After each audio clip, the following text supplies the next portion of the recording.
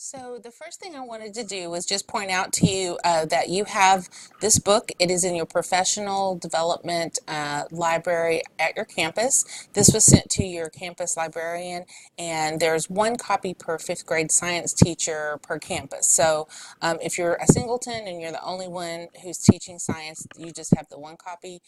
And if you have several sections of science, then each one of those teachers has a copy. What I'm going to do is just take you through a couple of screenshots or shots of the book and talk to you a little bit about some connections that kind of popped out to me. If you find you really like this book and you want more, I'm sure your librarian could order more, or you can contact me. I got them fairly quickly from Amazon, so if you're wanting them very quickly, you could probably order them from there. Or I have two copies here in the PLC that I would be happy to let you use if you've got some ideas to do it with some group work. So we're going to talk about this book, Grand Canyon, by Jason Chen. It's a brand new book that just came out, and we're going to talk about how to use this with earth science and life science. So you'll see on this slideshow that I have taken some pictures from some pieces of the book, and they're not great quality, and they're not designed to replace maybe you putting it under a document camera or reading it to your students' whole group or letting them look at that up close. But I just wanted to point out to you some of the things that really jumped out at me when I looked at this book. The first thing is these amazing diagrams that really resonate with a lot of the content standards that we have for fifth grade science. So on the left you'll see this is the ecological communities in the Grand Canyon. So there's really two lenses that you can look at as you go through this book. One is the life and the ecology as you move from the canyon floor up to the top of the canyon. And then the other one you'll see represented on the right side, and you'll recognize that change over time where rivers are carving canyons. And it talks a lot about how the canyons grow deeper because of weathering and erosion. I mean, it uses the same terms that we use in our curriculum, which I really, really love. So these two images you'll see in the first couple of pages, so I just kind of wanted to point out that those were there as well.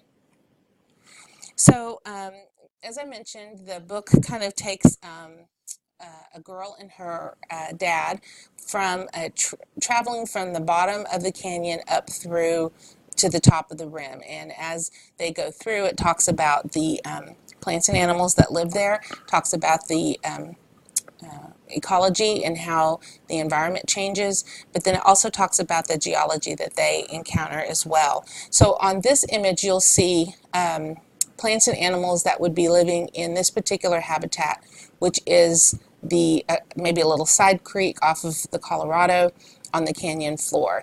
This ties in very nicely with life science.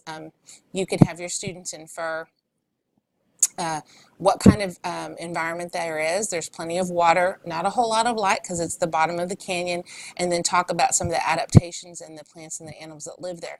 And then they'll see that change over time as they move up to the top of the canyon.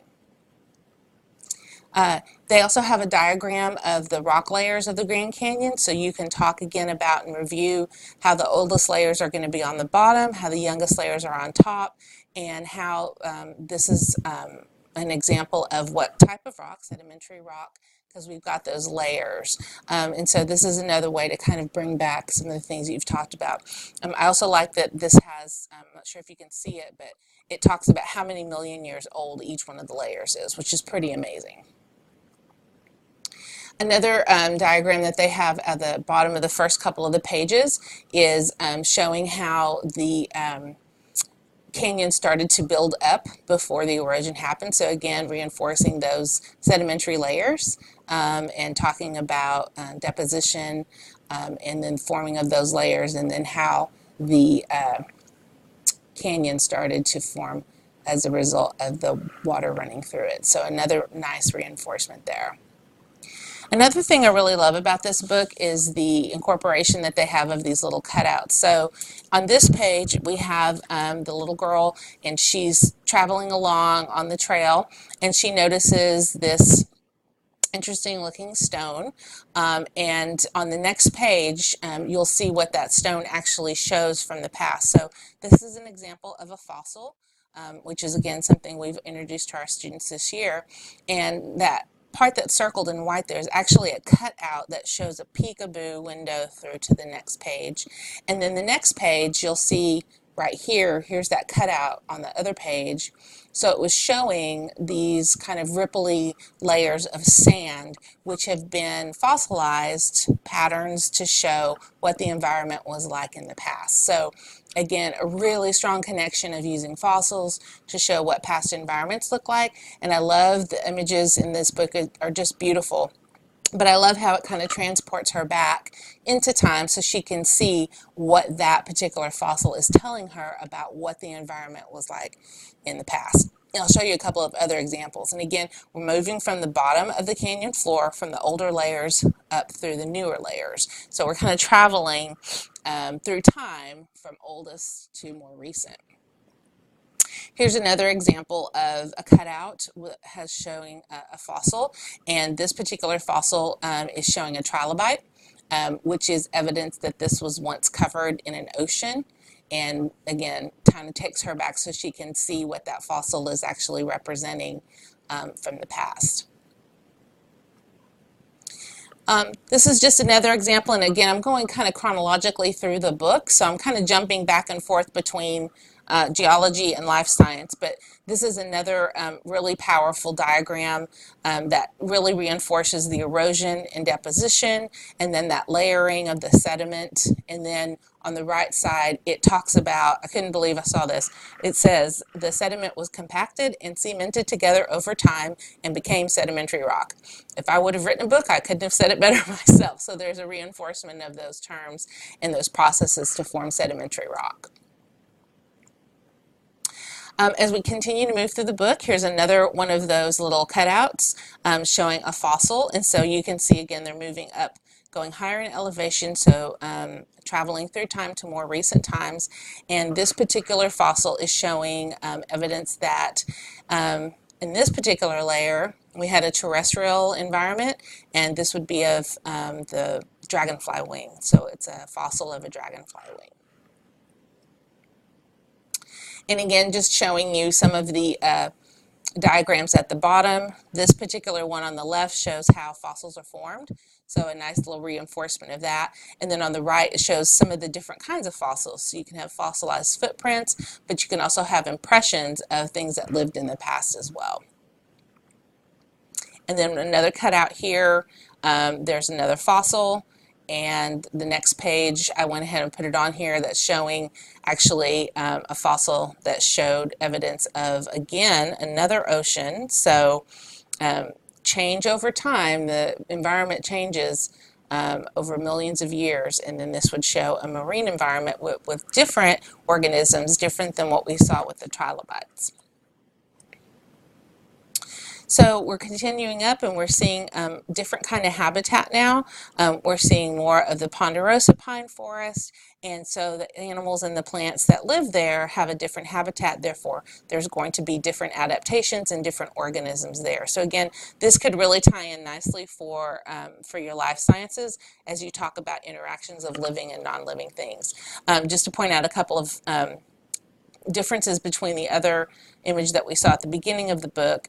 There was plentiful water, and it was very shaded because it was at the bottom of the canyon. We had different types of rock at the bottom of the canyon. We're up higher. There's plenty of sunshine here. It's much more wide open, but there's not as much water. It's going to be more dry. So the plants and animals are going to have to adapt for this different kind of habitat. When you get through almost towards the end of the book, there's this incredible fold out of the Grand Canyon, which this picture just does not do it justice. So it's a double page layout that's just really incredible. And I think if a picture could try to encompass the majesty of the Grand Canyon, this one really does a great job of that. So it shows them at the top of the canyon, kind of looking over how massive this canyon is. And finally, at the end of the book, there's some informational text at the back of the book that talks about the human history of the Grand Canyon, talks about the ecology a little bit more, which is really nice. It also talks about the geology, sedimentary rock, and fossils. It has a specific section on how the Grand Canyon was formed in the Colorado River. And then it goes into a little bit more advanced geology when it talks about the story in the rocks. Overall, I just think this is an amazing book, and I just wanted to make sure that you knew what resource you had at hand. And there's a couple of different ways that I can envision that you could use it. And of course, you being in the classroom, you'll be very quick, I'm sure, to have lots of ideas. But first of all, you might, if you're trying to save on time, perhaps have your reading teacher read this as a read aloud to your class and introduce them just generally. We don't want to dive right into the content first because it's just an amazing book to just discover and to experience because the pictures are so rich and there's so much information. So this will be a book that you'll want to share with them over and over again, pointing out different reasons for looking or listening or reading the book each time. So I would just encourage that the first time you just simply read the book to the students and let them kind of experience anything that they can from the book on the initial reading, and then maybe talk about and even brainstorm maybe an anchor chart of different things that they noticed from the book. And then maybe come back to it the next day, focus in on, well, what were some things that we noticed about fossils in the book? What did that tell us? And then maybe the next day we could talk about, what did we notice about the book telling us about how canyons were formed? What did this book reinforce that we've already learned about with weathering, erosion, and deposition? So again, I think that this would be a great book to come back and do a review. And again, same way with the life science, talking about how the habitats change throughout. I didn't show you all of the pictures from the book, but you could do just what I did and take some images of that and project those up, or again, get several copies of this book and have them do lots of different kinds of group work depending on what your needs were. So thanks so much for joining me. I hope that you got something from this, and let me know if you dive in and use this book. I'd love to know what you think of it and what you did. I'd love to share with others, and thanks so much for all that you do.